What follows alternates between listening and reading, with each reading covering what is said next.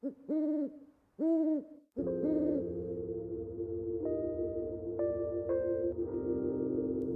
weird stuff.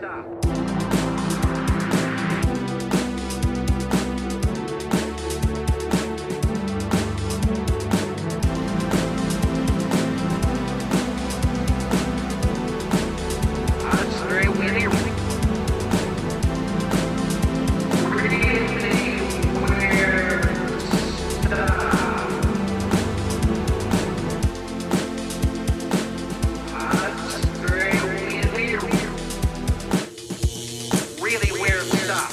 Really Weird Stuff is a holistic Twin Peaks podcast. That means we discuss each episode within the context of the series as a whole. In other words, spoilers abound. Welcome to the first episode of Really Weird Stuff, a Twin Peaks podcast, hosted by me, Jessica Baxter, and me, Amy Green, also known as Annie Malone. I'll answer to whatever. Still settling on a name somehow. Legally right now, Amy Green. Okay. Now, there are millions of Twin Peaks podcasts, I think, roughly. I think it's roughly millions. Yeah. So, why add another one to the fold? Well, one of the reasons is a personal desire. And also, I feel like we're pretty well-versed in the Twin Peaks universe. And this one is going to be different than the other ones because we're going to talk about the whole shebang from the beginning. When you rewatch Twin Peaks after having seen The Return and Fire Walk with Me numerous times, you know, you just start to notice things, and whether or not they were intentional, I think eventually they are intentional, and certainly a lot in The Return, all the callbacks are intentional. But David Lynch is just really good at making shit fit together, even if he's doing it piece by piece. Amy, what's your history with Twin Peaks? I'm an old, even though I don't look it, but...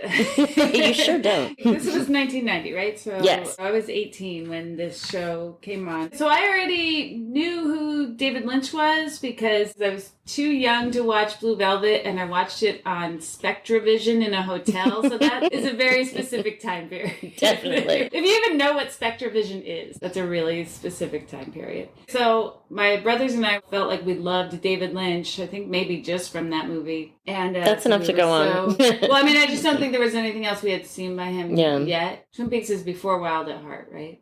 They were shooting simultaneously. Okay. But we were so psyched about this show that was going to be on network television where you had to wait a week for the next episode, where you had to sit through commercials unless you recorded it off your TV and then you could fast forward through the commercials. Coming Sunday, April 8th. She's dead. Wrapped in plastic. 11:30 a.m., February 24th. Entering the town of Twin Peaks. The Los Angeles Times says Twin Peaks is certainly like nothing else on television. As W.C. Fields would say, I'd rather be here than Philadelphia. The Washington Post calls it unprecedented. This you gotta see. Bobby, did you kill Laura Palmer? From David Lynch, Twin Peaks. I watched it as it was released, watched the whole show, then saw Fire Walk with Me in the movie theater, and then didn't watch again for however many years it took for them to do. And when The Return first came on, I didn't watch it when it first came on. I don't remember why, because I actually even had Showtime then, but I went through a phase where I just didn't watch TV at all. And so now I'm finally caught up. What's your history with Twin Peaks, Jessica? I am also an old, but was young when it came out. I would say probably a little too young for it. In 1990, I would have been middle school. It aired April 8th, 1990. The pilot was a 2-hour movie, basically. Mm-hmm. I watched it with my dad because he was really excited about it, and he's always liked murder mysteries. Obviously, it's a lot more than that, but I don't remember my reaction to it too much other than I wanted to watch more. And then I remember my dad kind of fell away from it in the second season, and then I was just watching it by myself on the little TV we had in the kitchen. That was where I watched shows my family didn't want to watch with me. And I would turn the lights off to make it all moody. And then I don't think I saw Fire Walk with Me for a long time, though. You would have been too young for that. Yeah, that's probably why. So it was a long, long time later. But I loved it. And I remember being surprised because everything I'd heard about it was, it's terrible. Mm-hmm. And I was like, no, it's actually really fucking cool and explains a lot of stuff. And by that point that I saw that, I'd already seen Wild at Heart and was definitely very well sold on David Lynch. And then when The Return came out in 2017, it was like the best thing that happened to me that year. I fucking loved it. Every episode I watched at least 2 or 3 times. There's not a lot of appointment television in this day and age. Right. Even in 2017, there wasn't. And I didn't have Showtime. I was like, I'm going to get it just for this because I don't want to wait. I wanted it as soon as I could have it. So that was very exciting. I kind of kept revisiting it, and I was Diane for Halloween that year. Yeah, you were awesome as Diane. You really nailed that look. Thank you. It was just so special. And I'm just so excited to do this with you because this has been my favorite show for such a long time. And I feel like as many times as I've seen the episodes and as much as I've read about it, I just find little things every time I rewatch that, I didn't notice before or that didn't make an impact before, even if I did notice them. Like a really interesting thing rewatching the series prior to starting this podcast was that I really had so much sympathy for Bobby. That is one of my biggest surprises on the rewatch is how Bobby's kind of one of my favorite characters in a way. Some episode we're going to have to get Logan on here. When I just recently went to rewatch the first season, I watched it with my teenager who's non-binary, so that's why I'm saying it that way. My 14-year-old Logan, who is a real champ viewer of things, It's kind of really incredible. Insightful, really notices things. And so I just throwing it out there that I've been watching it with a 14-year-old, and I feel like the teens are not great actors. Some of them, but Bob's so good. He's like an asshole. There's a lot of toxic masculinity from him, but which he doesn't get from his dad, which is interesting also. Very interesting. Yes, it's interesting how his dad is so sympathetic because his dad is like a lifelong military person, which is not... He's not a typical military dude either. Yeah. Bobby's so aggressive and all that, but you forget, he is really going through some major trauma himself. Yeah. And the trauma is from the town, really. Mm-hmm.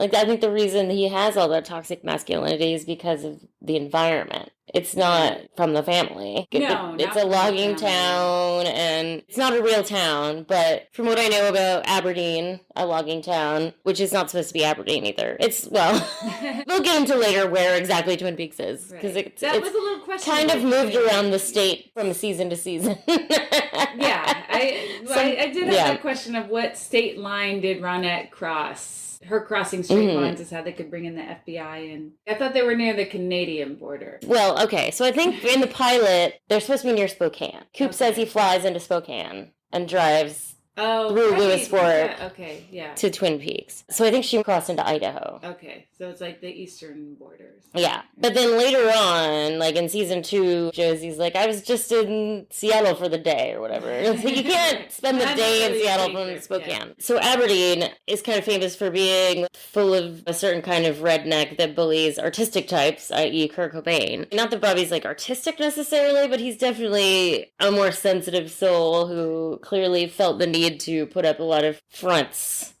to survive, literally, in some ways. Right. First of all, he has trauma because his girlfriend died. But also he has trauma from that relationship. But at some point you learn, the first time they had sex, she laughed at him or made fun of him. Laura had a lot of issues. She was always making him buy cocaine for her. I can see why he's, very confused. What does it mean to be a man? You can see there's a lot of expectations on him. This is what a man is supposed to be. And it's very confusing, I think. Yes. Joining us to talk about this episode is Chris Burgos, my husband, who I've made watch so much Twin Peaks with me. I'm an expert now. I'm really excited to be here talking about Twin Peaks. What's your history with Twin Peaks? I watched it with my friend Jared Wada and his mom, and we'd go to their house. It was on Thursdays. And I think we stopped watching it after the killer was revealed, because I had never seen the second half of the second season. A lot of people did. Yeah. The ratings dropped off significantly at that point. That's what I was talking about, how it's a mystery show, and there wasn't a show that had a mystery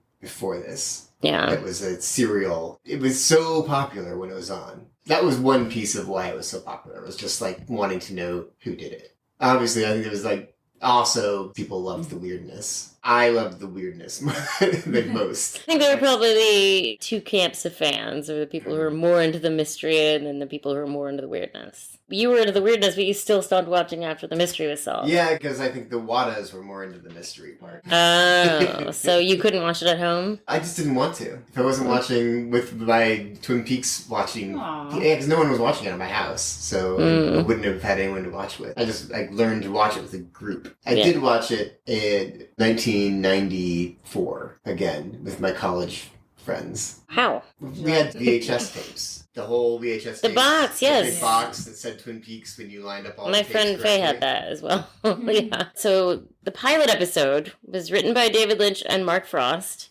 and directed by David Lynch. It was nominated for 8 Emmy Awards, including Best Drama, Best Writing, Best Directing, Best Production Design, Best Actor, Kyle MacLachlan, Best Director, and Best Supporting Actress. Piper Laurie and Sherilyn Fenn were both Oh, both of them. supporting actresses. And Dwayne Dunham won the Emmy for Best Editing, and Patricia Norris won for Best Costume Design. So I guess none of those other people won anything. But the idea that was pitched to ABC was Lynch and Frost wanted to mix a police detective show with a soap opera.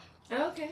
And it was originally entitled Northwest Passage and set in North Dakota. But the fact that it was called Northwest Passage was confusing for ABC, so they're like, can we set it in the actual Northwest instead? Which they agreed to do, and they revamped everything, and they filmed the pilot for $1.8 million, and agreed to shoot an additional ending to it so that it could be sold directly to video in Europe, and that's now known as the International Pilot, and it has like a solve the mystery ending where it's Bob, but it's not really Leland, it's just like this dude named Bob. Weird. Yeah.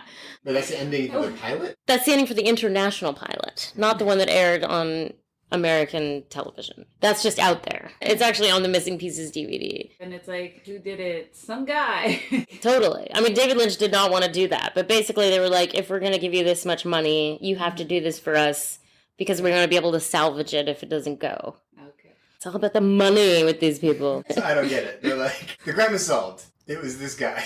Yeah. Right. At the Well, end of the pilot. okay, I actually have a little synopsis about the that. pilot was supposed to work as a standalone. It's a standalone movie, so they could sell it to Europe as the new David Lynch movie. This is known as extremely non-canonical, by the way, what I'm about to say.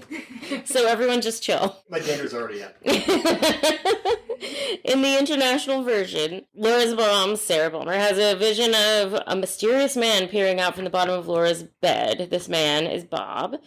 Then Leland phones Lucy to say that his wife has seen the killer and wants Hawk to help her draw a sketch of him. Meanwhile, Agent Cooper receives a phone call from a mysterious man. This is Mike, who says he knows who killed Laura and also Teresa Banks the previous year. Poop, Hawk, and Sheriff Truman all head to the hospital to find Mike, saying that Bob is the killer and he's in the basement performing a ritual.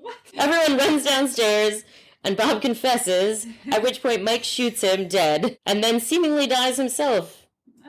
Which is something they bring back later as well. What happened to Josie? And then the whole thing ends with Agent Cooper's dream, as seen in the show's 3rd episode. That's the only thing David Lynch liked about shooting this stupid ending, was that he later upcycled the footage from the dream. So that's cool. I'll see you again in 25 years. It's really funny that like the network insisted on like you have to wrap it up in 2 hours. And Yes. it's like actually this is gonna go on for 25 years and then some. Well, yeah, it's also funny because they're saying we will greenlight this mystery show that will drag out who the killer is, but also you have to just blow your wad on this pilot just in case. It is very weird. I mean, I guess they were just all so concerned about the bottom line back then. Were there a lot of mystery shows before this? I don't think there were, like, moody mystery shows like this. Well, I nothing mean, was like this. But, yeah. like, just even a season-long crime to solve. I don't think I so. don't think so. I can't think of any. It was all cop shows with episodic mysteries. Right. Maybe that was part of the thing, too. They were like, I don't know how you're going to drag out who this killer is for so long when we're all used to tying it up in 45 minutes. Right. So, yeah, that could be a part of their trepidation. We're gonna talk about the episode now. It opens on the morning of February 24th, 1989, in the Washington town of Twin Peaks. Pete Martell leaves his home, the Blue Pine Lodge, kisses his indifferent wife, Catherine Martell, on the cheek. Gone fishing. Meanwhile, Josie Packard is humming in front of a mirror. And then I really love Pete's line, "The lonesome foghorn blows." Lonesome foghorn. I really like how they draw out Pete walking by, seeing something, puts down his fishing gear. He knows something's wrong immediately. I just think it's just so well acted by Jack Nance. Oh, that he's whole so good. fucking thing. Yeah, even just his little, like, kiss to Catherine. I feel like he really nails it. Half obligatory, but half true affection. And I like that he doesn't turn the body over or start unwrapping it. You know, he's just like, I'm calling this in immediately. Yeah, he knows what he must do. Oh dear. Lucy, this is Pete Martell. Lucy, put Harry on the horn. When the police are finally there, he's kind of behind the log, like he doesn't want to get close to the body. But he doesn't go back in the house. It's interesting. No, He wants could to go be back there, in, but yeah. But he's sort of hiding himself. He is, and he kind of peers around the log a little bit from time to time. That big log is so incredible and striking. Yeah. It's actually still there. The Blue Pine Lodge is the Kiana Lodge in Paulsbo. I was wondering if that was Yeah. the sound. Seems like not really a lake. Yes. It's too much of a like sandy, rocky beach with tides to be a lake. It is the sound. And actually, the interior of the Kiana Lodge is what the Great Northern Interior was based on. That's all shot on a soundstage back in LA. Yeah, Pete is just so shaken. It's just amazing the way he delivers. She's dead. Wrapped in plastic. Even though people laugh at that line, "dead, wrapped in plastic," just because of Jack Nance's voice. So earnest with that phone call, and you really believe that this is a guy who's not used to calling in murders and not used to seeing murders. Right. You know? Definitely. There's like a whole bunch of good acting in that opening sequence. I'd put him up there as one of the best grief actors. Jack Nance. In the opening sequence, yeah. Absolutely. So, Lucy informs Harry S. Truman, the sheriff, he has to make his way down to the Blue Pine Lodge, and he says to get Dr. Hayward out there and Andy to meet him there. I have a question. Yeah. Does Doc Hayward come to every murder scene? Yeah. He's like the town pediatrician. He seems like he's the only doctor. Right. And it's just like, you need a doctor at the... I mean, there's the Calhoun Hospital. Right. There's a doctors coroner. there. I guess coroners don't go on site, or do they? They do. Well, Doc Hayward's like, should we get the coroner? And Right. he's like, nah, she's been in the water, so... Yeah, which like I don't really understand what that Non means. sequitur, Yeah. yeah. You know the coroner, he doesn't like Coroners water. don't look at wet bodies. We're gonna have to dry her off with a hairdryer before we get the coroner on this. All evidence has been washed off this body. You just need a pediatrician. I really like when Lucy is explaining which phone that she's going to transfer a call to. Right. I'm going to transfer it to the phone on the table by the red chair. The red chair against the wall. The little table with the lamp on it. The lamp that we moved from the corner.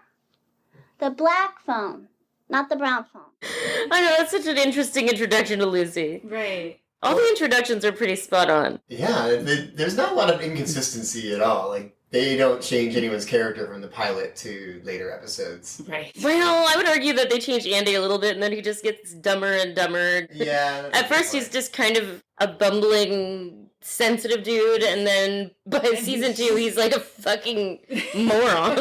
I mean, he can't do anything. That's true. They did it a little bit there.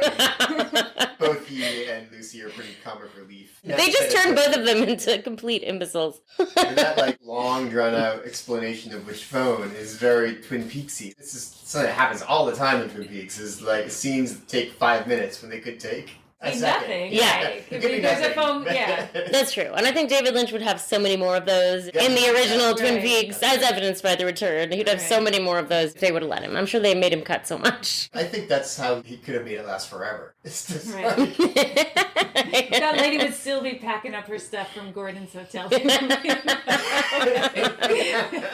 She had to fix her makeup and put her shoes on. I know, she took her time. I want to feel like the direction of the scene was just take your time leaving. It's definitely take your time, and I'm just gonna look at you good-naturedly. Très chic. Anywho, our first introduction to Andy is that he breaks down crying while taking pictures of the scene, and Truman gives him shit because Truman's the worst. Truman is not a good one.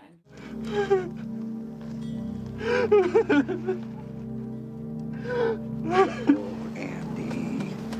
My God, Andy. Same thing as last year in Mr. Blodgett's bar. Give me the camera. Sorry. Is this gonna happen every damn time? I'm sorry. I'm so sorry.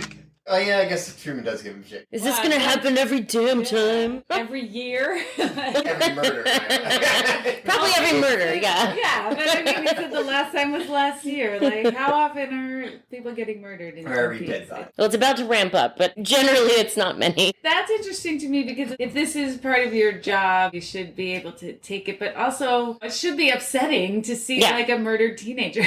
You came across a dead body, like wrapped up like that. Yeah. It would be strange not to be upset by that. And Pete's crying, and no one's yelling at Pete. Right. Well, I think it's he's not a cop. Like, it's not his job to deal with this. Yeah, well, that's why it's ACAB. Right.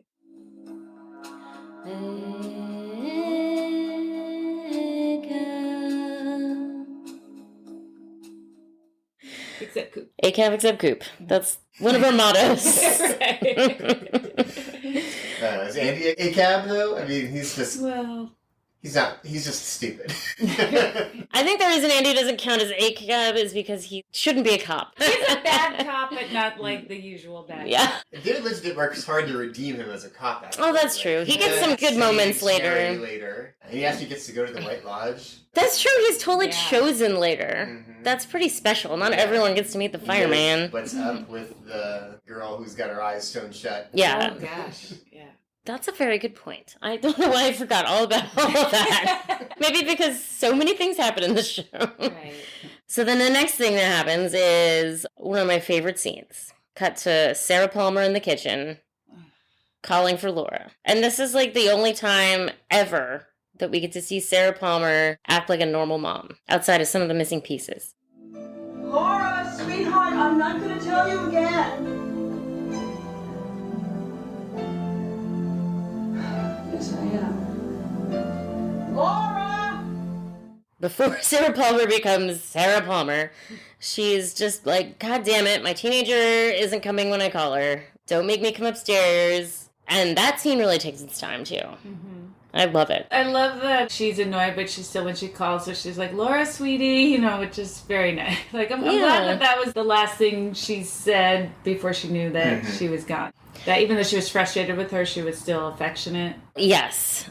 I think that Sarah knows a lot more than she lets on. So I think, she's a little annoyed, but then also she remembers, oh yeah, my daughter's going through some shit, so maybe I should give her a break. After knowing the ending, both she and Leland know that Laura is dead before anyone tells them. Oh, I know. Yeah. We'll get there. It's okay. Didn't want to steal your thunder there. It's okay. But like, I want to talk about that at length because of your brother's really interesting theory that really reshaped everything for me. So my two favorite things from that scene are the ceiling fan. Yeah. I love that ceiling fan. It's so spooky. Yeah. I literally can never look at a ceiling fan without thinking of that scene ever. Mm-hmm.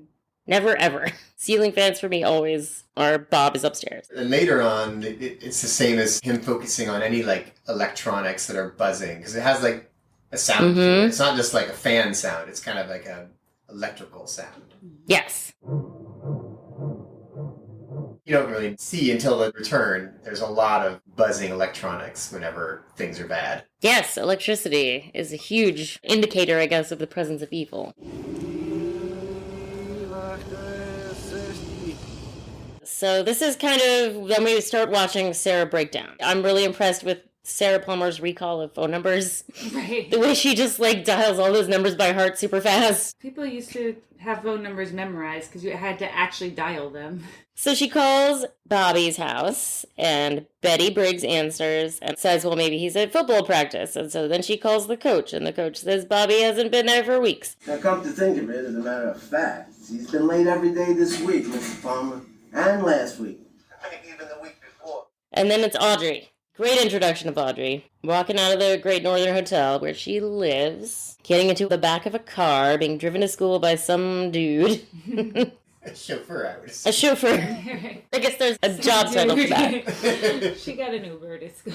And then close up on the saddle shoes. Yeah. And then it immediately cuts to the inside where we hear some bullshit about the mill. Yada, yada, yada. Packard Sawmill, Norwegians, investments. I would argue that none of that's really all that important. Right. But it's kind of funny how much time is spent on the mill. Right. There's a lot of time spent out on it, but it's still not clear at all. But it's also always my understanding of anyone with that kind of job. Like, what do they do all day? Like, even you. It's like, yeah. What does Rugos actually do at work? Business. Exactly. I'd just say, business factory. 2x4s. 4x8. 2x4. So here is where we get to what we wanted to talk about, which is, you said your brother had a theory about whenever Bob is possessing Leland, he's got his tie done up all the way, and then I also noticed that his hair is combed really nicely. Like, later on, when his tie is loose, his hair is always also messy. Oh, okay. Yeah. Yes. My brother Kevin did notice that. It's in season 2, like when Bob starts showing up in Leland. Like when you see that happening, then every time Bob shows up, it's right after Leland fixes his tie in the mirror. Like he straightens his tie, and then Bob shows up. So that was Kevin's theory, was if you want to keep evil away, keep the tie messy. But I think it's more than that. It's not just the straightening of the tie. Like, once you notice that, anytime you see him with his tie done up, whether or not he's fixed it, you can see it, because there's other scenes where you don't see him fixing his tie, but he's clearly Bob. Okay. So anyway, this is the first time we meet Leland, so we don't think anything of it, and he's at a business meeting. But his tie is done up, and his hair is nice, and he says, "My daughter is dead," before anyone tells him. Sheriff Truman. Oh my God. Oh my God. Oh my God. Laura. No. Leland, we're ready to go over the contracts.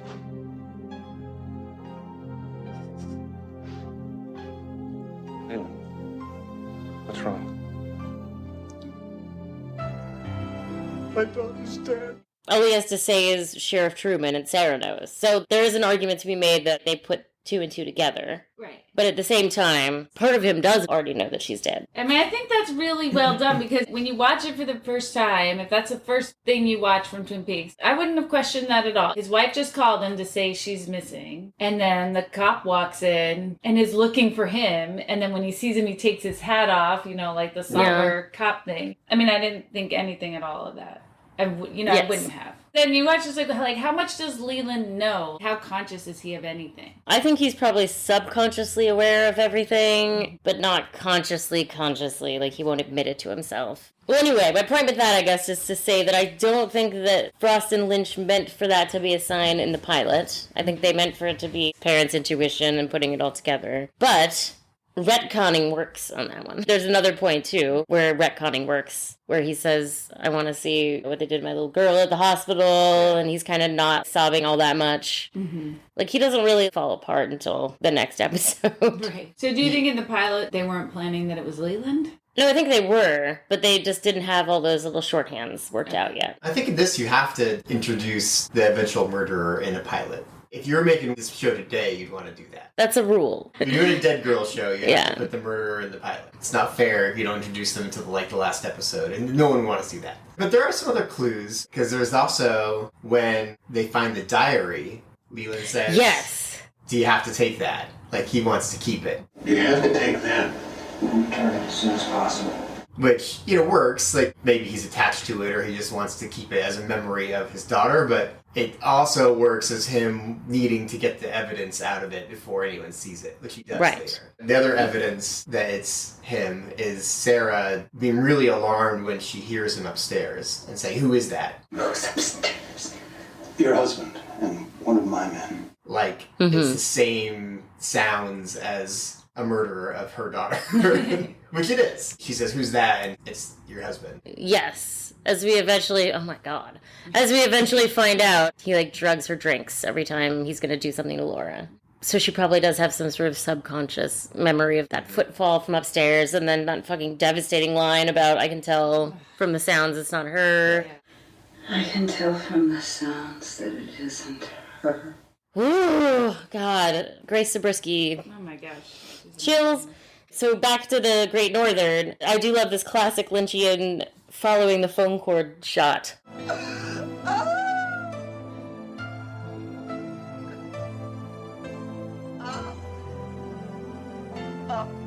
He does that all the time, and I love it so much. And you can't do it so much anymore, right? With cell phones, you can't follow a phone cord. Although he follows, phone lines and the return. She's making these animalistic sounds through the receiver, which are just so believable, because what more despair could she possibly endure? Where'd she rank on the grief acting power rankings? Oh my God, she's like fucking top 5 at least. I mean, well, no, just in this show. In the show? In this episode? In this episode. In this episode. Grief rankings, number fucking 1 with a bullet. Number 1. Yeah, absolutely. Same. Is she not your number 1? I think she's number 1. I've got a surprising contender for really good grief acting, though, is Laura Flynn Boyle.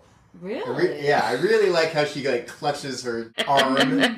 She kind of guesses. She doesn't know yet. Everyone guesses before they know. They put cool. shit together. Everyone knows there's a problem subconsciously, I guess, because they all know what happened before they're told. Well, they all know Laura's troubles. Yeah. Donna later says, I knew more about her than she thought I did. I think it's the best acting she does in the whole series.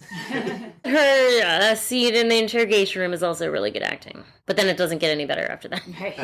Where she's telling that terrible lie about the woman hiker. We asked her to take the pictures. Well, that's easy. There was this hiker that came along. This woman hiker had a backpack, and we asked her to take the pictures for us. What was her name? I don't know. I don't think we asked her. God, I don't know. I think it's really funny too how they say take pictures. Yeah. It's a video. I don't even know what kind of format that is. It's like a weird small tape. Do they have all kinds of tape players in the police station? Right. It's not a standard VHS. I don't think it's a beta. We had this one when I was a kid where it was like a VHS tape. But inside of the VHS tape was a smaller tape. What? Oh, yeah. I remember that. So you use the small tape in the camera, and then if you wanted to watch it, you had to put it into the big tape. Whoa. Maybe it was that, whatever that is. God, we've been through so many different recording mediums, haven't we? I know. Okay, so the next scene after the Great Northern is at the Double R, where we meet Bobby. a bunch of people. Yeah. We get Bobby, we get Shelley, we get Norma, we get Heidi. Giggly Heidi. Heidi definitely hasn't heard about Laura yet. No, although I feel like she does that anyway, all the time. Seems very easily amused, too. Or she maybe is just like a nervous giggler. Yeah, I mean, she's getting slut-shamed and fat-shamed by Shelley. No. What kept you, Heidi, stuck in some knock course this morning? I couldn't get my car started. Too busy jump-starting the old man, huh? She's just giggling so she doesn't have to address what Christ, Shelley's doing. Like, back off, Shelley. Shelley's annoyed because I think Heidi's supposed to relieve her. Shelley wants to leave. It does not excuse the fat shaming or the slut shaming. Also, is it slut shaming if it's her husband? It's slut shaming. Well, it could be less slutty. Right. From Shelley's point of view, though, it's like, oh, you like having sex with her. What's up with that? You know? That's true. You don't despise the man you're married to? I can't relate. Yeah. I'm speaking as Shelley. But I do have a question about why Shelley's off work already. I know, is it a 24-hour diner? That's the only possible explanation. Yeah. I do wonder about that. I mean, it must be 24 hours since she worked overnight. She's not. She's not. No. I think she's a little older. Or she dropped out. One or the other. So Bobby's driving her home. I think Bobby's plan was to skip school to make time with Shelley. All he cares about is making time. I thought the only time you cared about Bobby was making time. He's gonna hurry and scurry. Quit worrying and start scurrying, Mr. Touchdown.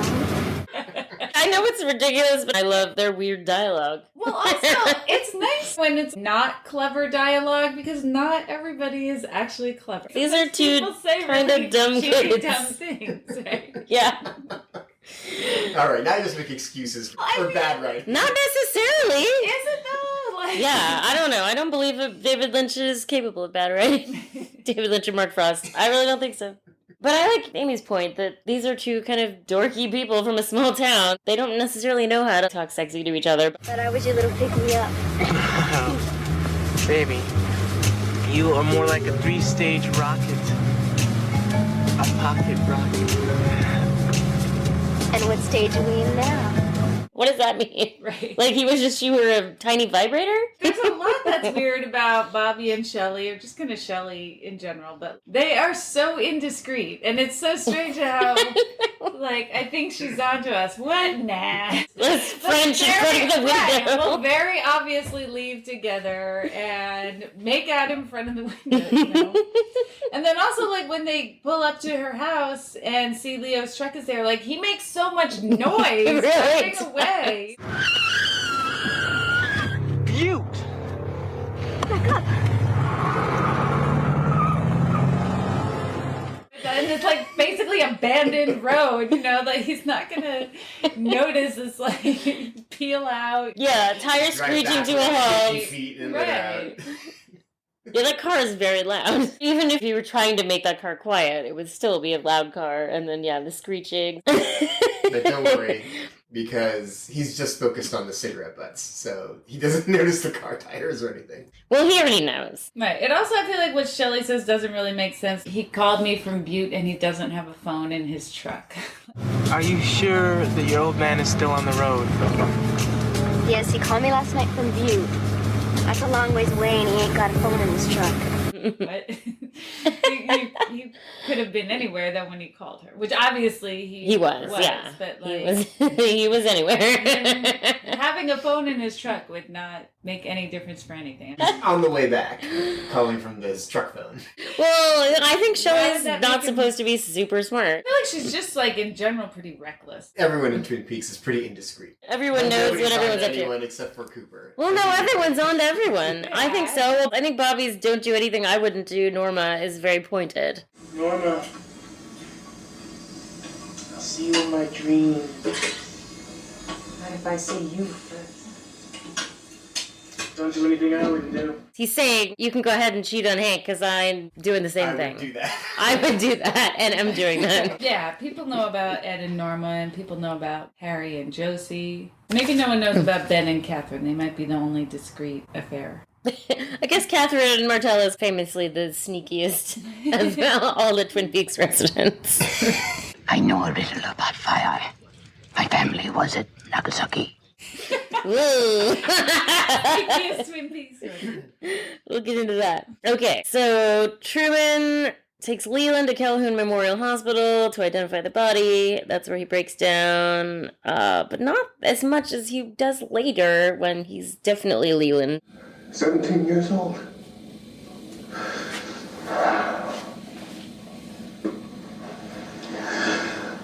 Really, I hate that much of you.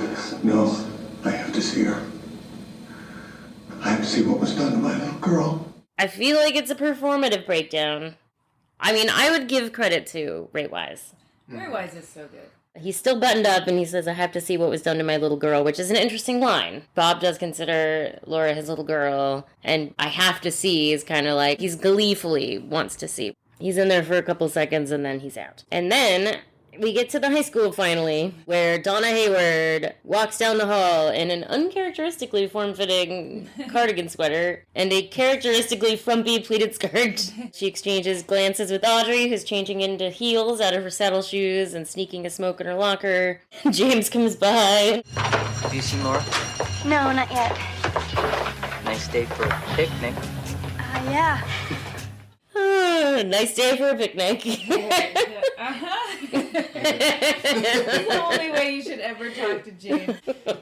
It's kind of funny because they definitely do not have any chemistry in that scene, but then later on we're supposed to believe that they've been in love with each other all this time. Bobby arrives, and this is like my favorite Bobby moment in the episode. That whole funny scene of him talking to Mike. This is like Bobby antiquated speech watch. He says, "What me worry?" Sums up. Where? You kidding? What? Me worry? Bobby, you're wanted in the office. Who wants me in the office? Yeah, he sounds pretty new. Reading the Mad magazine. Like a boy in the 1950s. And then he, like, does that hilarious little scoot back into the library. Right. I love him. He's like the most believable teenager to me. He really is. Also, when they're like, "You're wanted," and he's like, "Who wants me?" I can't prove it, but I would like to think that Paul Rudd maybe based his character in Wet Hot American Summer a little bit off of Bobby Briggs. Oh, nice. He is very floppy. And kind of like a dork who thinks he's really cool. I feel like he is kind of the cool one, though. Some say James has always been cool. No one says that. No one's ever said that. That's never been said. It is Bobby who's always been cool. So this next scene is quite iconic. It has been memed a shit ton in the Twin Peaks fandom. A couple of shots from this scene. The first is Donna crying, clutching her hand. Excellent. Yeah. The other shot is James's enormous forehead. I mean, his forehead is always big, obviously, but for some reason it seems like a shot with a fisheye lens in this scene. I don't know why it's so extra big. So there's just lots of memes of, like, extending his forehead all the way up and a racer head and all kinds of stuff. One thing I would like to do is put relevant memes on our Insta for each episode. Sure, yeah. I love all the extras who just make the most of their time on screen, like the guy that does the... Oh, he has, like, a weird, like, wavy fish dance. I know. That guy's great. And it is just amazing how Donna and James put it together. The state trooper comes in and talks to the teacher. The teacher doesn't say anything, but she's just crying and saying that the principal's going to make an announcement. And Donna and James exchange glances and then look at Laura's empty chair. And that's when Donna starts crying. There'll be an announcement from the principal.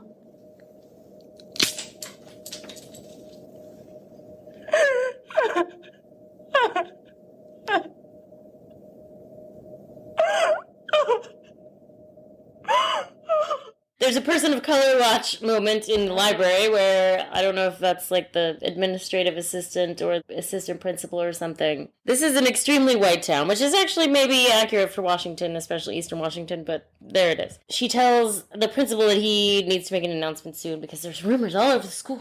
I do really like Bobby's interrogation scene. I like him in the scene. Mm-hmm. And I love the way he responds to Truman. You think I killed her? Well, we're going to have you make a phone call. You can call your parents, and they can arrange to get a lawyer to be with you when we talk to you again. I loved her. And she loved me. You think because I wasn't in football practice that I killed my girlfriend? You are crazy. Get off me.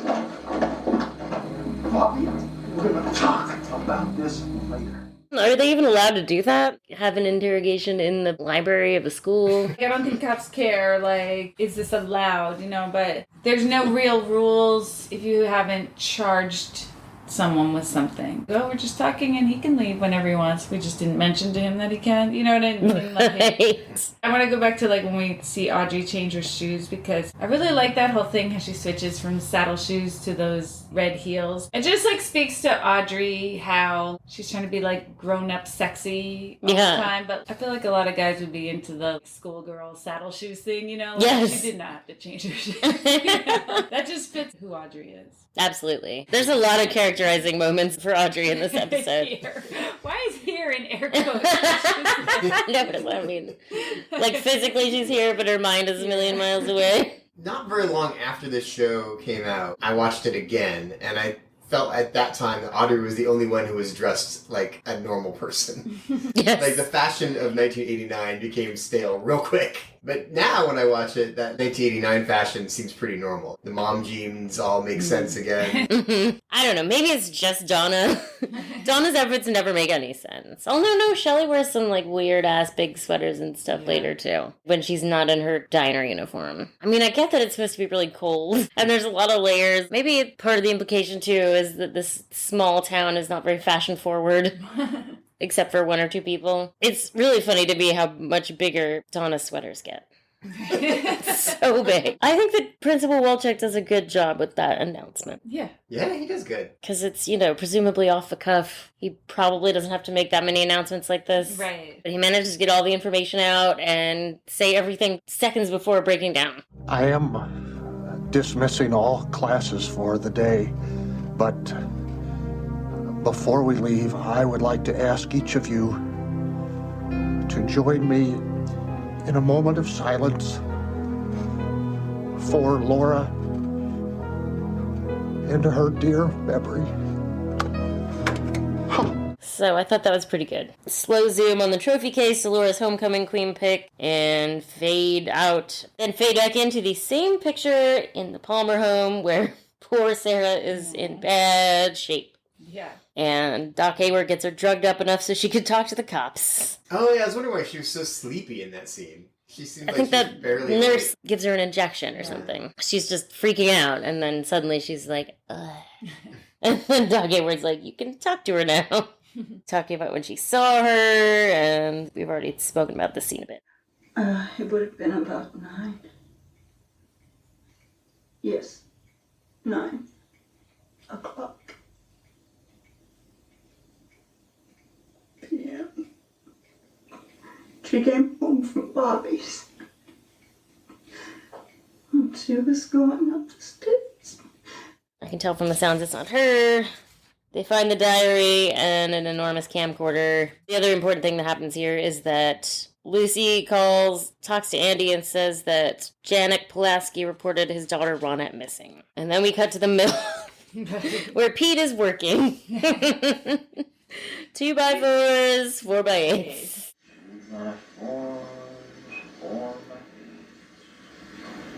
2x4s, 4x8s. 2x4s, 4x8s. Did you hear me? You can't do that to my workers. Working at the business factory. The mill. Yes. Josie wants to push the plug on the mill for the day. That's funny. And Catherine is not into it. Pete takes Josie's side. Catherine is very mad and she fires some random dude on the way out. All right, here was that. Bitch. This morning, as you know, the body of Miss Laura Palmer What's your name? was found Fred in Truax. the dock. You're fired. Again, just really good characterizing moments. We really get who all these people are. And then there's the incredible shot of Ronette walking along the railroad track bridge in the filthy torn nightgown, bloody hands, possibly cigar burns on her chest or something. She's got these two, gaping holes. They look like bullet wounds, but she'd be dead if those were bullets. So Yeah. I think it is burns. And she's got her wrists tied. Yeah, she has the rope hanging. That bridge is called the Reining Bridge, and it's in Snoqualmie. The tracks have been removed since the filming, and it's paved now. Then we go to Big Ed's gas farm with James, who speaks to his uncle. And here's my personal shut up James moment. You've got to shut the fuck up, James. It's a bad one, yeah. James is the worst. We hate James. Every episode we're gonna have a shut up James. We might have different ones, but this one's mine. Poor Ed is just trying to comfort his nephew, Al, for some coffee. James says, can't do it. Laura's dead. Yeah, I heard. She was the one. Buy you coffee. Can't do it. Why? Are you busy? Right. It was supposed to look like meet me at the Roadhouse after 9:30. What do you have to do in all the time between now and 9:30? Just ride around. I'm gonna be busy until. Yeah, he goes up to the picnic spot and sits there for a while. He has to go sit at the picnic spot and brood. He makes brooding time. He's pretty fucking busy. See, my shut up James moment was in the attendance roll call because he's totally the guy that says yo instead of James Hurley. Yo. I mean, you don't have to be creative. Right. Just be here. Like, they're doing this every day. You don't have to do a thing every time. I bet he does a thing every time. I mean, sometimes he says present. Present. Sometimes he Sometimes he puts on an English accent. Right. My lady. Sometimes he says pip pip cheerio. Real fucking cool. I do not care for this introduction of Nadine, but I feel like they just hadn't fleshed her out. She's like the one character that isn't fleshed out until much later. For now, she's just a petite ginger woman with an eye patch who shrewishly yells at her husband about drapes. Ed! They said those drapes would be ready by 10. Now I want those drapes up by nightfall. Oh, I don't love that, but... That's probably, like, my biggest problem with the pilot. I don't like the nagging wife stereotype, even in this situation. Yeah, she's pretty one-dimensional at this point. For a while, yeah. And then finally, fucking finally, we get to FBI Special Agent Dale Cooper entering the town of Twin Peaks at 11:30 a.m. Diane, 11:30 a.m., February 24th. Entering the town of Twin Peaks. It's 5 miles south of the Canadian border, 12 miles west of the state line. Never seen so many trees in my life. He gets there so fucking fast. Right. Did he come from Philadelphia? He says, I'd rather be here than Philadelphia. As W.C. Fields would say, I'd rather be here than Philadelphia. Fire Walk With Me, he's based out of the Philadelphia office. I think he has that quote backwards, though. Like the W.C. Fields Oh, yeah? is, I'd rather be in Philadelphia. I think it's like what he wanted on his tombstone, or what's on his tombstone or something. Yeah. It's definitely not, I'd rather be here than Philadelphia. That is definitely not. Interesting, I sound like Coop to get something wrong. Yeah, like I expect him to be like, to paraphrase or something, you know. Yeah. It's strange. So it's 11:30 a.m. It was like 7:30 when they found the body. And then... yeah, wow. And then it took Ronette Pulaski crossing the Idaho border to get the feds called in. Right. So that just seems really fast. So he can't have come in from Philadelphia. Right, he must have been somewhere else. He was going to go back to Philadelphia, and then he's like, no, why don't you go to Twin Peaks? Still, it's just really amazing. And he stopped for pie and a tuna fish sandwich at the Lamplighter Inn on Highway 2. I want a taste test of Lamplighter pie and Double R pie.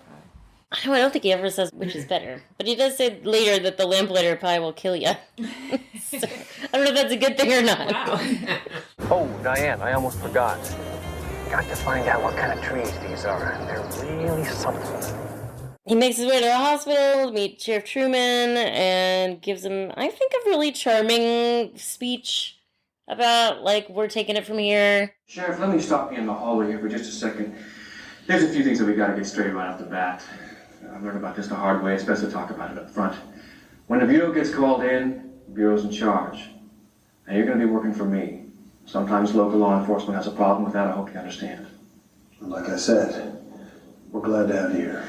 I really like the way he does that. Which Truman is fine with. Right. Yeah. He doesn't want any responsibility at all. Totally. He's into it. At least Truman knows, that he is in way over his head with this whole thing. Yeah. I love Coop's introduction. He's really funny. The Twin Peaks drawn-out scene where he's talking for 5 minutes about pie and coffee. Yeah. The trees. The trees. When I watched this with Logan, Logan was very fixated, like, what with the trees? Like, has he never seen trees? What with the trees? Actually, that could be a segment in this podcast. What with the trees? There is some shit with the trees. Yeah, the trees are not what they seem.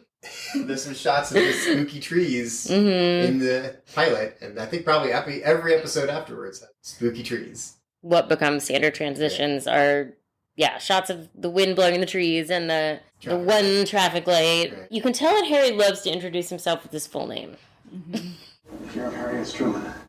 He fucking loves it. They go to see Ronette, and Dr. Louise Shelby tells them that she has possible neurological damage and has been unresponsive, but then suddenly she starts talking a little bit. She says, don't go there. No, don't go there. Don't go there.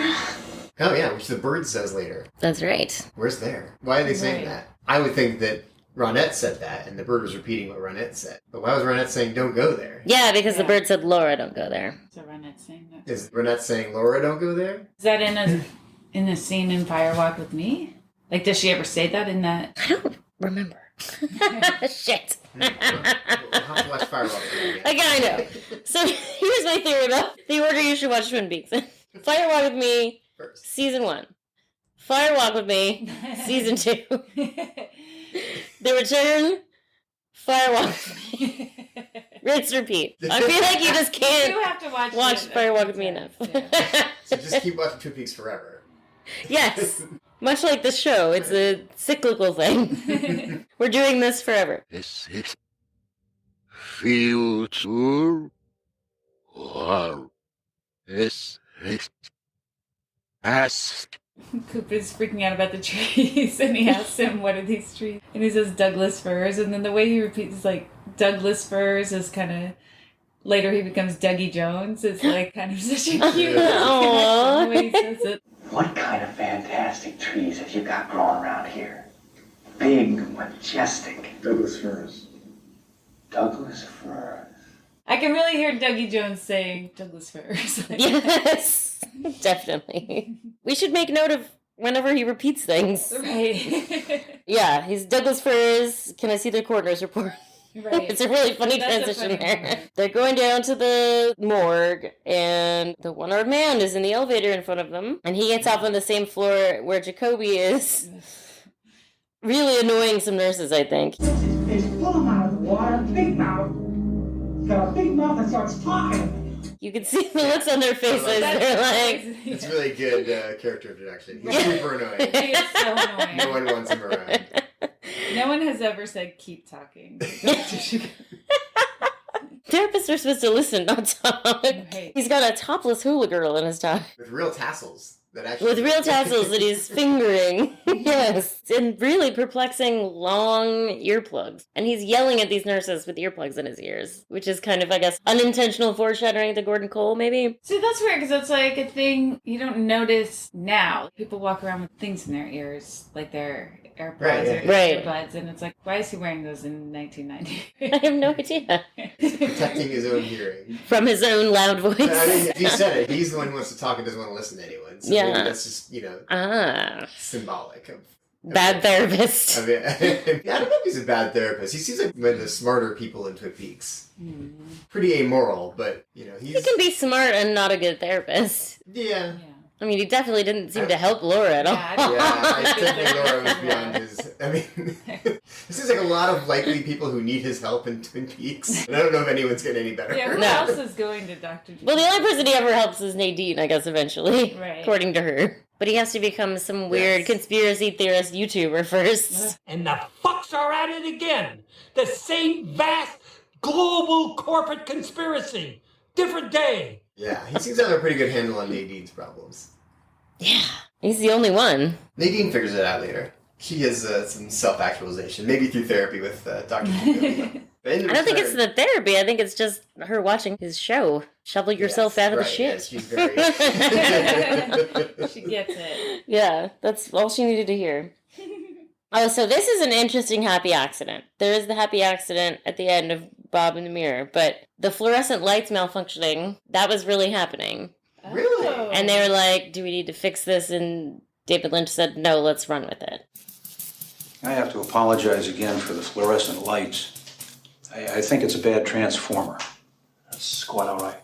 Oh, that's funny. Wow. I didn't know that was an accident, because there's a lot of flashing lights. Exactly. I know. And this time I was noticing, it's not effectively done. It's not as spooky as it sometimes gets to be. But I guess it was an accident. It was a real electrical problem. Yeah. Not a spooky electrical problem. Yeah. It does get a little spooky. The very last shot of Cooper's face is when it's flashing on him. It gives his face a weird movement. I really like the effect when somebody who is still looks like they're moving because the lights are changing. Right. But there are some scenes in The Return where people's faces go from scary to not scary with just lights being changed on them. That's a good observation, baby. You should say that every time. Good observation, baby. The other happy accident in this scene is that the attendant, who wasn't supposed to have any lines, Jim, that's that actor's actual name. Aww. Because when Cooper says, would you leave us please, he thought that Kyle MacLachlan was asking him his name. So he says Jim. And then Kyle MacLachlan, ever the professional, is like, would you leave us alone please? I love that, because I'm like, what did you think he said? How did it get, would you leave us please? Where are you getting... what's your name from there, I wonder if they then had to pay him a SAG day rate. Oh. You don't have to pay SAG day rates to extras if they have no lines, but as soon as you say one line, you gotta pay them the SAG rate. David Lynch has so many found actors. I know. Oh, this is your house? Be in the final scene of my magnum opus. I know! You'll do. That's a good fucking point. Baby. Good observation. And we hear our first reference to Albert when Cooper finds the R under the left ring fingernail. This is something he's seen before. He tells Diana, give it to Albert, don't go to Sam. Sam is played by Kiefer Sutherland in Fire Walk with Me. Sam is, okay. Sam is not as on the ball as Albert, according to Coop. Yeah, that's an understatement. Albert is magical.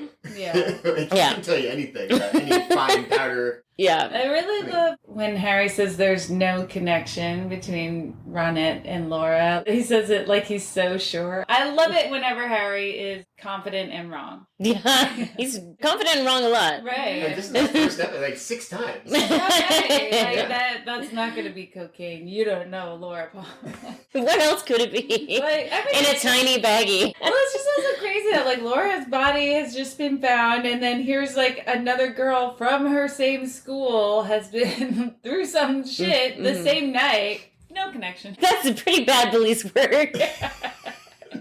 I think he's saying there was no connection that he knew of in their lives. That's what he's saying, like, these are unconnected events. That he knew of. I think he's saying these are not connected. He definitely says they didn't know each other with much authority when they definitely did. He's wrong all the time. Yes. This is one of the more egregious ones. Often he's wrong, but his assumption is a pretty good one. Well, I don't know. We'll have to get specific examples later. I'll mention them. You'll say good observation. Okay. Truman wants to know what the hell is going on here about the letter. But first, Donna goes to Big Ed's. She gets the note from James. Mike pulls up, yelling at her. What the hell are you doing? I've been looking all over you. In case you didn't realize it, Bobby's in a lot of trouble. He's my best friend. You're supposed to be with me, Donna, and we're going down to the police station to be with him. Don't tell me where I ought to be. Second of all, Laura was my best friend.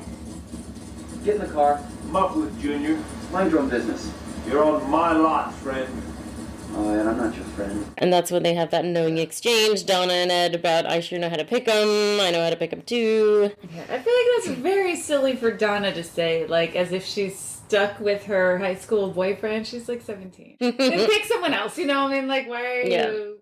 She already has, even. Well, she doesn't know. I guess she hasn't yet. She realizes she's in love with James at the end. Blech. I mean, it's not really an upgrade. I mean, No, it's not. Stupid Mike to stupid James. It's just different. Right. It's true. She does. It's a lateral move at best. She does sure know how to pick him. Back at the station, Cooper is examining what was found in Laura's room. He finds the diary. Harry is so stupid that he says he's still looking for the key to this child's diary.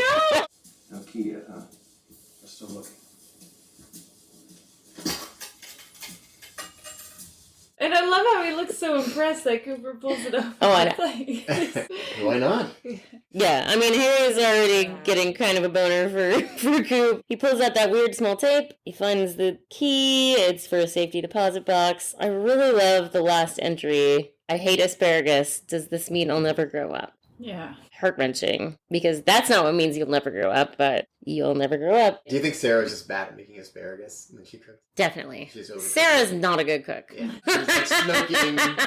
She probably drops ash in the There's dinner ashes right every there. night.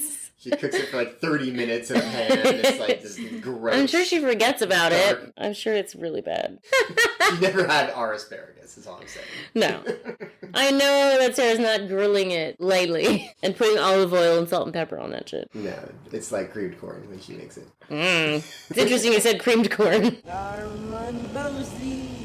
Nervous about meeting Jay tonight. I find it so interesting how many Jays are in this show. Mm-hmm. Do we ever learn which Jay she's nervous about meeting? Is it Jacques Renault? Because that's... Or Leo Johnson. Yeah. Or James. Right. So many and Jays. that guy Joey. Joey! Yes, another Jay. Joey. We know that there's 2 Jay bikers. Let's go beat up a Jay biker. Hey, cop. Mentioned something about the letter J. We're looking at some freaking biker. And some freaking biker is gonna get his head busted open. They don't get to beat up any J-bikers. It's such a bummer. I love the way Bobby says no when Cooper asks him if he killed Laura Palmer. Bobby, did you kill Laura Palmer? No! It's a very good delivery on that no. Coop is a little bit out of character in this scene. I agree, yeah. Bobby, here's how this works. We ask the questions, and you answer the questions that we ask. Briefly, and to the point. Because I'm asking you. Yeah, he's not very Coop at all. Although I really love when he writes on his special gadget. I love that. Clearly a calculator, but I think it's supposed to be like some kind of the early model BlackBerry or something. Right, yeah. I think it's just supposed to be a fancy gadget that did not exist. It would have been really funny if he just wrote Goose. That would be a funny meme, actually. If Coop handing that and it says Boots. That'd be more of a Coen Brothers gag than a Lynch gag, but it's good. I mean, I really like that he writes he did not do it. Coop is just eliminating suspects left and right in this episode. It really pisses Harry off that he's always like, he didn't do it. Well, especially after they spent so much time staking out places, looking for specific people, and then as soon as he finds them, we're like, he didn't do it. What? Harry's so confused. You really gotta explain things to Harry, Coop. Right. I kind of feel like they're just both constantly trying to impress each other with their amazing police work. Why anyone would be into Harry. No, I agree with you completely. Coop is just so charmed by the whole town. Sure. It's like, oh, the sheriff of this delightful small town. That's true. He's so into the whittling. Yeah. He immediately takes to Twin Peaks life. Condescending, I feel. You know why I'm whittling? Okay, I'll bite again. Why are you whittling? That's what you do in a town where a yellow light still means slow down, not speed up. This is the kind of time you whittle in. And Harry's like, I don't fucking whittle. For 4 hours and you're like, you're whittling. But he means it as a compliment. Like, he loves it. He loves it. He does love it. It's hard to take anything he says too negatively. Yeah. It's not bad, like, to whittle, right? No. It could be enjoyable. He makes like a whole whistle. Yeah. He's good at it. I know. He Like, just bang how out a long whistle. has he been doing that? Which actually makes tone. He's like... It's pretty incredible. It's just like Coop to be amazing at whittling the first time he tries it. He's got some talents. And he's psychic. Yes. In this scene. Right. Yeah, he knows he didn't do it. He knows he didn't do it. And he knows he didn't love Laura Palmer. Bobby didn't love Laura Palmer. Yeah, that's right. Bobby didn't love Laura Palmer. But I think Bobby did love Laura Palmer. Yeah, I think he did. I don't know why he says I think he's just trying to, especially the way he says it, you didn't love her anyway. It's He's just trying to rile him up. I think he is trying to rile him up. I mean, I definitely think he's trying to rile him up before he shows him the video. Even though he knows right then that he didn't do it. He's got a method. Yeah, the Cooper method. He's doing a good cop, bad cop thing all by himself. That's kind of true. Playing both sides. I mean, He's like, Harry won't help.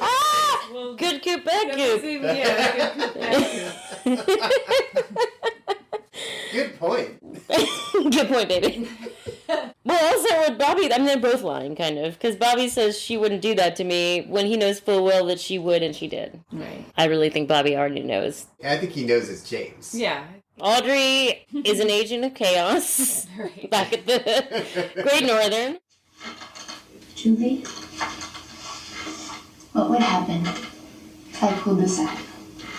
You wouldn't.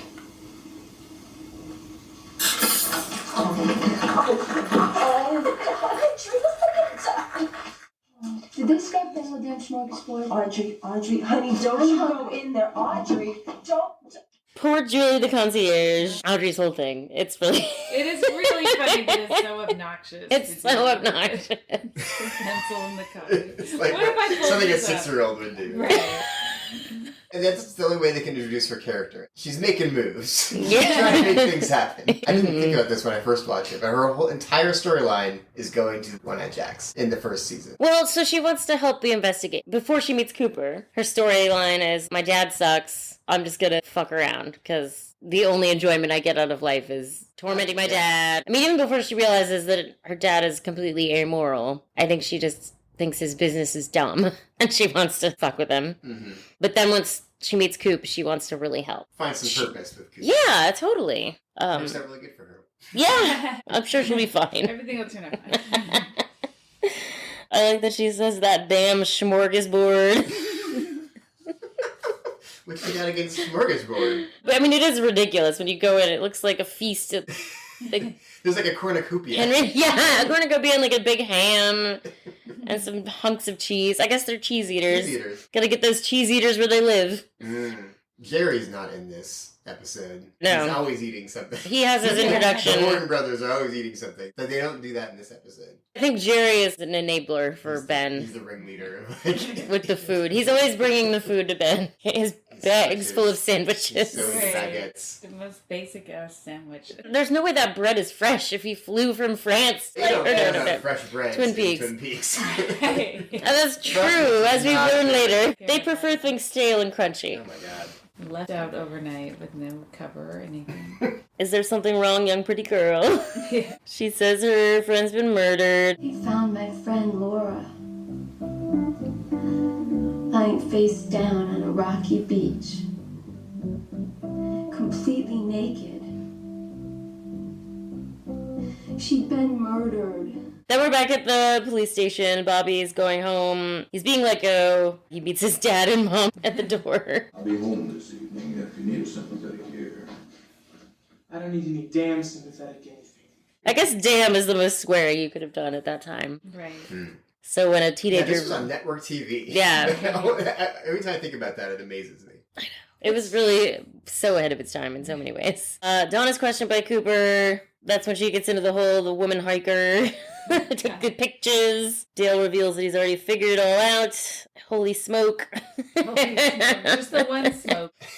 But twice. I don't totally get, other than her being a very dramatic teenager, why does she have to protect James? Like, she knows James did not do it. Mm-hmm. She knows James... Basically, David Lynch in the reflection. No, in your lap. Oh. From my point of view, it's like... Wow, Very creepy. Yeah, that's kind of super weird. Leave it in. It's great. We'll cast David Lynch as one of the people in the podcast. Oh my god. Perfect. Yes, please. I know he wants to do a guest. He'll explain everything. He loves to. Yes, he does. He famously loves to explain himself. He's not going to need to because Baxter's going to explain it all to us. I can't wait. We're doing it. It's happening. It takes a while, but we're doing it. Eraserhead is my most spiritual film. Elaborate on that. No, I won't. I think all these dumb teenagers are panicking. Her whole, like, stinking out thing is so weird, and Harriet is so weird. The thing with the necklace is also super weird and doesn't really make any sense. That's a thing where people have a necklace where here's half a heart and someone else has the other half. Mm-hmm. So it's like, oh, we found this half-heart necklace. The killer must have the other half. That is not a reasonable conclusion. Yeah. You know? Like, if I had something like that, you found me dead, like, who has the other half? Probably either, like, you or Laura. The least likely people to kill me. But does Coop say the killer has the other half, or is that an assumption that Doc Hayward makes? Hayward says our job is to find whoever has the other half. But I don't know if he necessarily thinks it's the killer. But somebody says... I think he just thinks that's like the next step in the process. Right. Somebody says they think the killer may have the other half of the heart. That's Doc Hayward when he's talking to his wife. Well, it's the reason why I suspect Bobby, because it's like always the boyfriend or the husband. You know, in real life, cops always would assume that it's the significant other that has killed the girl. I mean, it usually is. And they're probably right. That's normal police work. Yeah. So that's why they think it's Bobby at first, and why they think if it's not Bobby, then it's whoever is her secret boyfriend. Right. I guess I was thinking that those kind of necklaces are usually like a best friend type of thing. Yeah, Lula had one with her best friend, not her boyfriend. At one point, she was wearing 3 with 3 different friends. Aww. I know, it was cute. She was not exclusive. No, you can have as many necklaces as you want. Halves. You can have as many best friends too. It's like infinity. Like Totally. So then the train car. Cooper and Truman are in the car. It's pretty gross. There's blood everywhere. It's a lot of blood for a network TV show in 1990. The hammer, it's pretty graphic for that time period. And the half-a-heart necklace is on a dirt mound. And then the note, "Fire Walk With Me," written in blood. And that's when they're like, we have to find who has the other half of that necklace. And then it's James, who is so busy. right. It's taking him 9 hours to do something. And now we start the Laura Palmer extracurricular tally. So James was the least busy person in Twin Peaks. Laura was the most busy. Yeah. One of her millions of extracurriculars was teaching Johnny Horn, who's Audrey's older brother, who likes to wear a problematic headdress. And we're not entirely sure what's going on with him, but he's got like a 3rd grade education and is basically nonverbal. And then we're at the bank. I don't know the story behind the horrifying elk head on the table other than it fell down, but it's very funny. I really like how they don't really talk about it beyond that. Right. They just kind of... It's like it fell down and we left it there. Yeah. It's pretty big. I mean, it's really big for that little room. I mean, what we know later, it's like just that lady and then that old man who worked at the bank. Between the two of them, they might not be able to get it back up. I was going to say about Johnny Horn, like, his mom is not real nice. I don't know if that's She's always like, her character. get over it, Johnny. She's like, I'm not talking to him. Right. You tell him again. I don't still understand what's so hard for him to understand. Yeah. She's not the most sympathetic mom. This is what it might help if you talk to Johnny yourself. So you think it might help? But you can tell Johnny one more time that Laura isn't coming this afternoon to work with him. Tomorrow afternoon or any afternoon. Now what is so difficult to understand about that? What's her deal? She's got a hard life too, I guess. Not very nurturing. Not a great look for her. She doesn't have a lot to do in the whole series, but that's pretty rough. Kind of the only other thing I can think of is in The Return, where she gets terrible stuff happen to her. Richard. In The Return. In The Return. Yeah. I don't even really remember what else happens to her in the first 2 seasons. Other than, like, she calls Ben from time to time, and he's like, my wife, what a shrew. She's really keeping me from my brothel. Inside the safety deposit box, they find a copy of Flesh World and over $10,000, which is a lot of Girl Scout cookies. Scout cookies, yeah. Totally normal way to say that. There's over $10,000 here. It's a lot of Girl Scout cookies. It's a really interesting line read. Right. Page is marked conveniently to an ad for Ronette. And inexplicably on the other page, a photo of Leo Johnson in front of his truck. Right. Flesh World. One assumes he is writing a letter to the editor. Dear Flesh World, I never thought this would happen to me. See, I killed this girl. When they show that picture, like, can you see, is there anything written by it that makes... I'd have to go back and pause that shit. In The Secret Diary of Laura Palmer, she writes that she's mailing her underpants to people. Oh, wow. Laura is? Laura is, yeah. She has an ad in Flesh World. In Flesh World with a picture, and she mails underpants. That seems so ahead of its time. Yeah, kind of. And so that photo of Leo Johnson's truck is a good transition to the Johnson home, where Shelley's watching a story about the murder on TV, and Leo starts to yell at her about the cigarettes in the ashtray. What kind of cigarettes do you smoke? Whatever's around. No, you don't. You smoke these. What are these doing here? Come on, Leo. I pick up different packs from the diner all the time, me and Norma. There's 2 things, Shelley. When I come home, this house should be clean. And I mean clean. Okay. Number 2, you smoke one brand of cigarettes from now on, because if I ever see 2 different brands of cigarettes in this house again, I'm gonna snap your neck like a twig. She's a really bad liar. Right. Right, that is not believable. Any smoker, like, what kind of cigarettes do you smoke? Whatever's around. I mean, I do All like that kinds she, are a around. second later, thinks of, like, people leave packs at the diner. Right. But she's kind of already tipped her hand by being too vague at first. Right. Not that I'm defending Leo in any way. Norma calls Ed, asks to meet him at the Roadhouse. Nadine's doing her drape thing. Town meeting. Yeah. Here's where a lot of exposition happens. Yeah. Who's the babe? Harry explains the Packard thing. Where's Mr. Packard? Dead in a boating accident last year. Andrew Packard practically built this town. Brought her over from Hong Kong 6 years ago. Left her everything, which didn't exactly please his sister. The original deep freeze. Who's the glad-handing dandy? Benjamin Horn, local bigwig. He owns half the town. He's not after her. He's after her land. He says it's the original deep freeze, which I like to think is a reference to the Seattle freeze, but probably not. There's a Twin Peaks freeze. I love Pete's expression in that situation. He looks real unhappy to be there. Aww. Good Jack Nance. I know, like, He's Cooper so good. hasn't met a lot of people. It's just funny that he says, who's the babe, about Josie, when it's like, Twin Peaks is filled with beautiful women. That's true. I don't think he's met many of them. He hasn't met that many. Yeah, he hadn't met Shelley or Norma. Or Audrey. Or Audrey. Yes, that's true. So it's the first of many babes. And then the log lady's flicking the lights, which a fun tidbit from The Secret History of Twin Peaks written by Mark Frost is that the log lady's job has been at town meetings to flick the lights on and off to get people's attention for many years. That's been her thing. So no one's like annoyed by it. That's how meetings start. I also like when he says, "Who's the lady with the log?" And he says, "We call her the log lady." Yeah. Who's the lady with the log? We'll call her the log lady. Right. That's all you need to know about her for now. Mayor Milford dawdles up to the microphone. I like how Harry kind of has to wrestle the microphone away from Mayor Milford to give it to Coop. Coop debriefs everyone on the possible serial killer. I think it's really terrible that he says that the murder of Teresa Banks wasn't even news. Like, they didn't report that murder at all? Even though she was nobody? I don't know. It seems like you'd still report a murder, but I guess not. It wasn't even news. Someone from this town, quite possibly someone you know, could be the killer. He says there should be a curfew, which sets him up later for being able to bring in Donna and James, because they're out after curfew. There's a one-stoplight transition. Here's where Doc Hayward's telling his wife, whose name is Eileen, about the murder, including the unreleased information about the necklace. They found part of a necklace, half of a golden heart. It was Laura's. They think the killer may have the other half of the heart.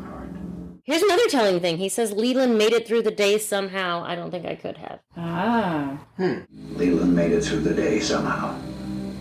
I'm not sure I could have done the same. Doc Hayward finds Leland surprisingly okay. So I kind of feel like Bob is like with him the whole next day to see how things unfold. That's true, because there are some times where Leland is definitely not making it through.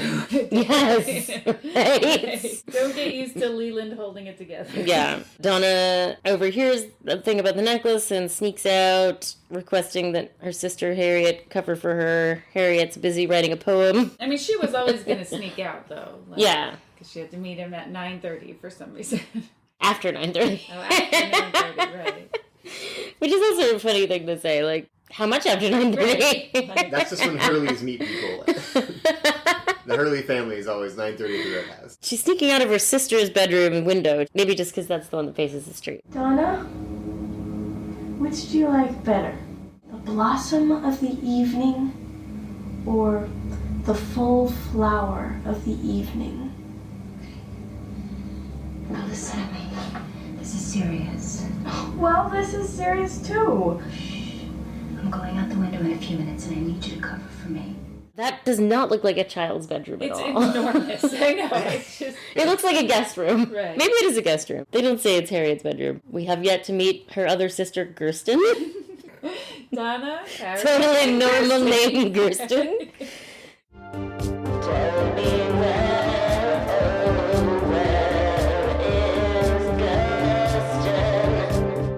like all the children in this town, Harriet talks like an old person. She says the best laid plans of mice and men. She immediately rats out Donna. She didn't try. When her dad comes up, I'm going to tell it to you straight. Dad, I'm going to tell it to you. I'm going to tell it to you straight. Harriet. See that window? That actually does sound like how a kid talks. Sometimes kids do say the darndest thing. Right. There's an error. The next shot is an establishing shot, but it's actually the bookhouse, not the roadhouse. I noticed that, yeah. But then they reestablish it when Donna shows up, and then that's the Roadhouse, also known as the Bang Bang Bar, also known as the Fall City Roadhouse Bar, next to Snoqualmie in Fall City, obviously. No, have you been there? We've been there outside of it, because that's where we pull out in the rafting, when we do the floating down the river. Oh, that's that parking, that's that bar right there? Mm-hmm. That neon is not usually there. No. Oh, they should put it there. They should. Why didn't you do that? Yeah, I don't You get a know. lot more business. I feel like a lot of places in Washington do not capitalize nearly enough on the Twin Peaks fandom. The Roadhouse gets such good I musical don't know acts. why. Oh my god, the booker at the Roadhouse. So amazing. Julie Cruz is playing tonight. The interiors of the Roadhouse are shot at Cornish College on Capitol Hill. Oh, wow. And Julie Cruz is singing, she's putting lyrics to the Twin Peaks theme, which I always love when that happens.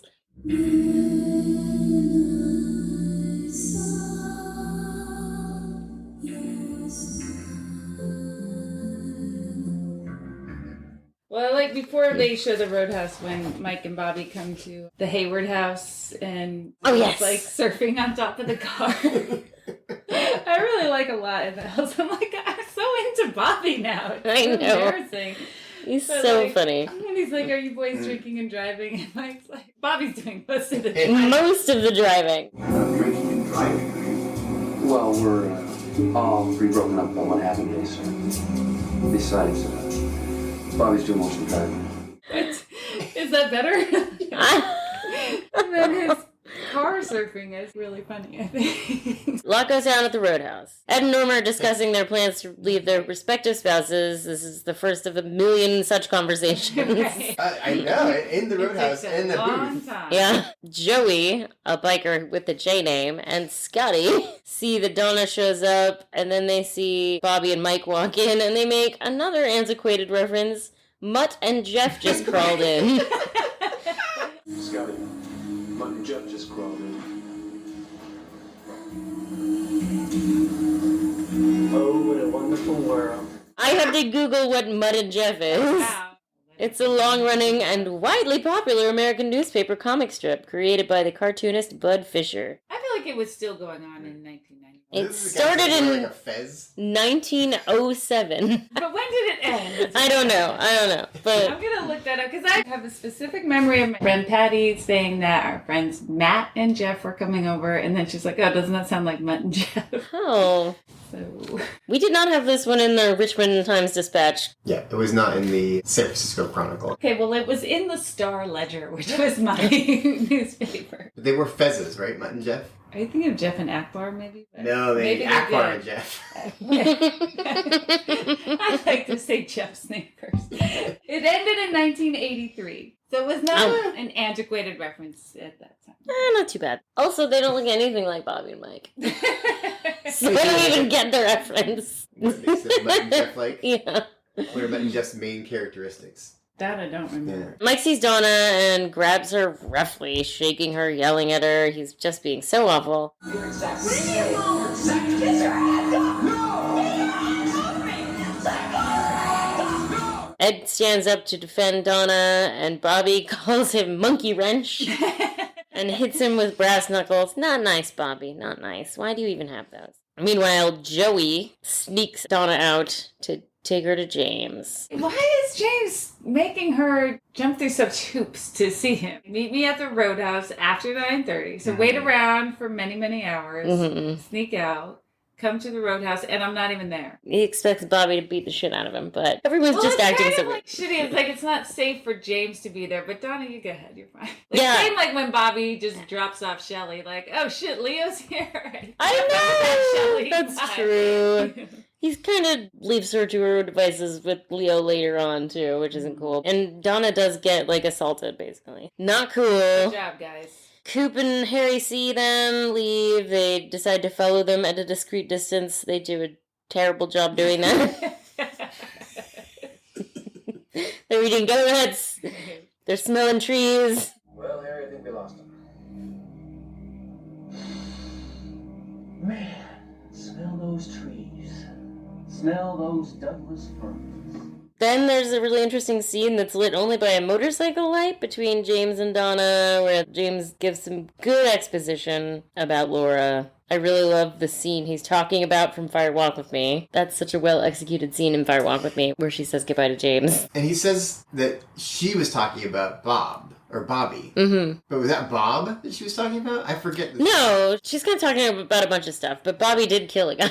Bobby killed a guy. Bobby killed the guy? Yeah, didn't that drug deal gone wrong? Oh, I forgot about the joke. I maybe slept through it. I sleep through a lot of things. You do. The music is too soothing. He says she was acting weird, but then she had perfect clarity at one point. Donna says she knew her better than Laura thought she did. They kiss. James is sorry, not sorry about the kiss. Right.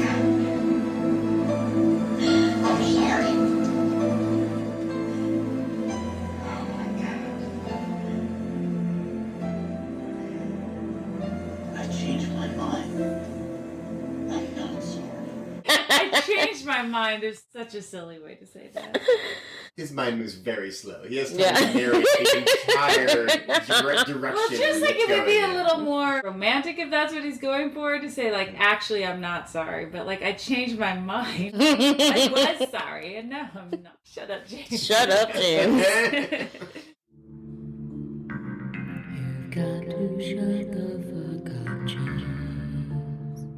James starts to take Donna home. They're stopped by Agent Cooper. What goes around comes around.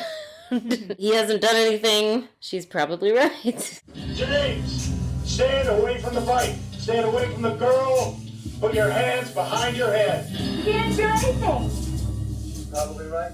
Yeah, I think that's when Harry... The look Harry gives Coop when he says that. He's like, what the fuck are we doing here? He's like, why is everybody innocent? Can we just arrest somebody? I really want to arrest somebody. That is how cops like to work. Right. Doc Hayward is so sweet in that car scene with Donna when he picks her up, till he does that low-key burn on Laura, where he's like, we're so grateful to have a daughter like you, who doesn't get murdered. Right. Like it was her fault. What's up with that, Doc Hayward? Cooper and Truman sit down for donuts back at the station. Too many donuts. Oh my god, why? There's so many questions about those donuts. And they attempt to answer them, but they just present more questions. A policeman's dream. Yep. Lucy sets that up for us every night. Sheriff, is everything okay? There's extra jelly donuts for Agent Cooper. And there's some extra decaf, you know. Andy's been drinking so much caffeinated coffee lately. Thank you, Lucy. Every night, Lucy sets out. I kind of started to count them, but I always try and count and lose. There's like 20 old-fashioned donuts, 8 powdered donuts, 12 chocolate donuts, and then whatever those weird round things are at the back. Maple bars. Maple rounds? Maple pancakes. So many. Maple manholes. She puts them out the night before. She buys donuts late in the day. Right. What? And puts them out for the morning. It's a strange system. So weird. But just leaves them out. It's like, a crime. It's a crime against donut crime. You cannot do this to donuts. Don't take them out of the box if you're going to do that, you know? Yeah. At least in the box, they'll kind of huddle together for moisture. They'll still not be as good the next morning, though. She's getting a really good deal on day-old donuts. Because they're poor. It's the end of... it's like the police budget. I mean, that's why she can get 40 donuts. Well, then I really worry for this Maybe donut shop that they have so many donuts left at the end of the day. They make too many donuts. Every day. They shouldn't make so many donuts. Do you think they're from the R&R? The double R, you mean? They don't think they do donuts there. I think it's a specific donut shop that is not doing very well. Has too many donuts. Has too many donuts. Coop goes off to check into the Great Northern. Bobby and Mike bark at James, which I approve of. Right.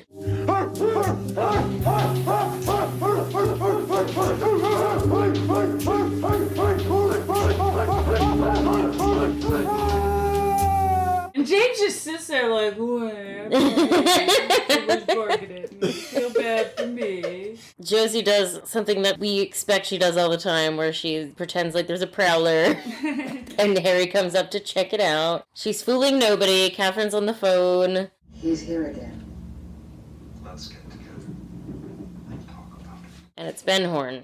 Harry and Josie look out at the log and talk about how this time 24 hours ago is probably when Laura was being murdered. We have another stoplight transition. Poor Sarah Palmer is falling asleep with a lit cigarette on the couch. And she has a little vision of a gloved hand finding the necklace. And when she wakes up screaming, there's a man in the mirror.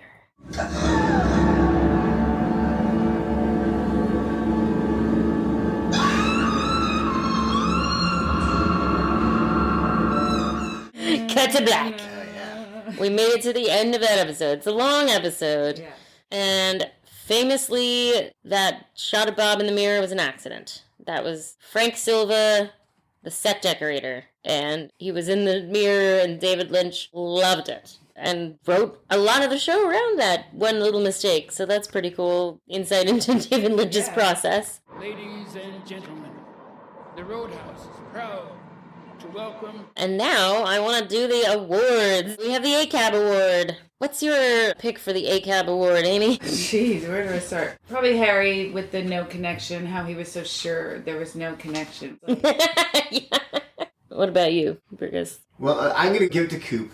I think we can't usually give it to Coop. So we'll do this first episode when he's not quite in character, but I think his interrogation of Bobby is snarky. I think he should be more respectful of Bobby. Mm-hmm. Especially since he already knows he didn't do it. I don't mind him being mad at Bobby when Bobby's being a jerk. I think like Bobby kind of tones it down later, and Coop is still kind of riding his jock a little bit more than I want him to be. And also, this guy is like 17 years old, and his girlfriend just died that morning. I have a little bit of sympathy for him. It'll be a rare Coop ACAP moment. I'm so not into Truman yelling at Andy for crying. Oh, right. LVP. Now, LVP is James notwithstanding. Yes. So it's not... It can never be James. Right. Because it's always James.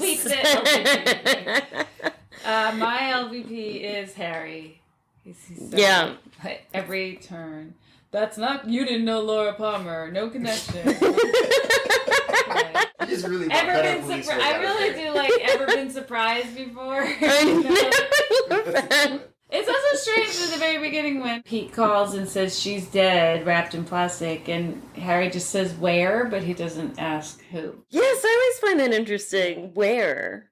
I mean, I guess the next step is to just get up there. Right, but the way Pete doesn't have an answer for who, but it's strange that he says it that way. You would say who first. Right. You would. I guess it's probably not really economical in a script. Who? I don't know. Okay, I'll be right there. It's definitely the David Lynch style to have economy with the script. I just said she's wrapped in plastic.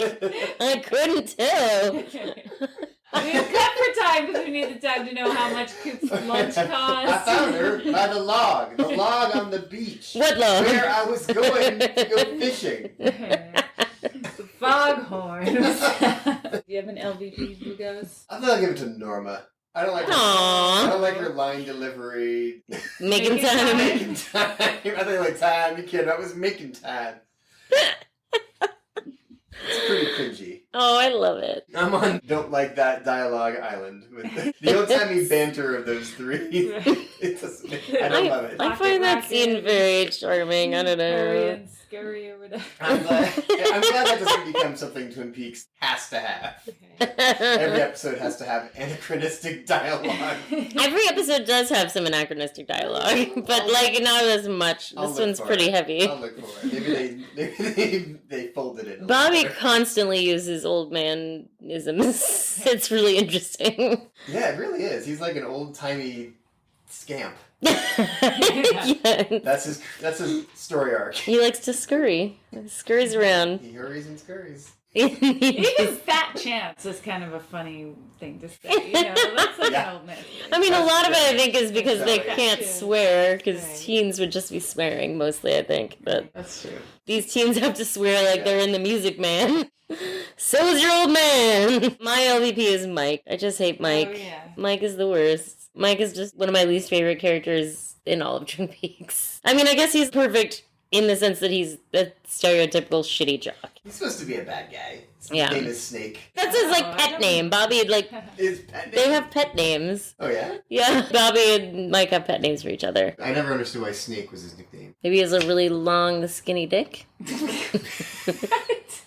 Yeah? Or a birthmark. The shape of a long, skinny dick. On his dick. On his dick. That's probably it. Or a big tattoo of a snake, like Snake Plissken. I thought that was a birthmark. I've heard both ways. Oh dear. The ceiling fan award, I'm calling it, for the scariest moment. Obviously, for this episode, I want to give it to the ceiling fan. Does anyone have a different one? It really freaks me out with the fingernail. Mm-hmm. You know, even though she's dead. And then I had never noticed that you saw Bob in the mirror before, so those are my two, because I didn't notice that till this time. Yeah, that's pretty scary. And those letters are really embedded in the fingernails. Like, they're way down there. He goes deep with those tweezers. What about you? The donuts by a monk. That's the scariest thing for you? I hate it when people have old donuts. Never eat an old donut, people. It's a waste. Eat fresh donuts. They make them every day. That's when you eat. That's a good point, because they're so bad for you. You might as well be eating a really good They're not donut any or a better fresh for you if donut. you wait a day. They're just as bad. They just don't taste good. Yeah, that's fair. You have to hate yourself to eat day-old donuts. Just don't do it. Make the trip. Go get a fresh donut. Fish in the Percolator Award. I'm calling it. There was a fish in the percolator. For the funniest moment. Would you leave us, please? And he says, Jim. Will you leave us alone, please? That is very funny. And unscripted funny. I love it. You're gonna hate this, Burgos, but I really love the making time line. It's very funny to me. Well, comedy can be subjective. That's true. I think Lucy explaining which phone she's transferring the part to is The little table.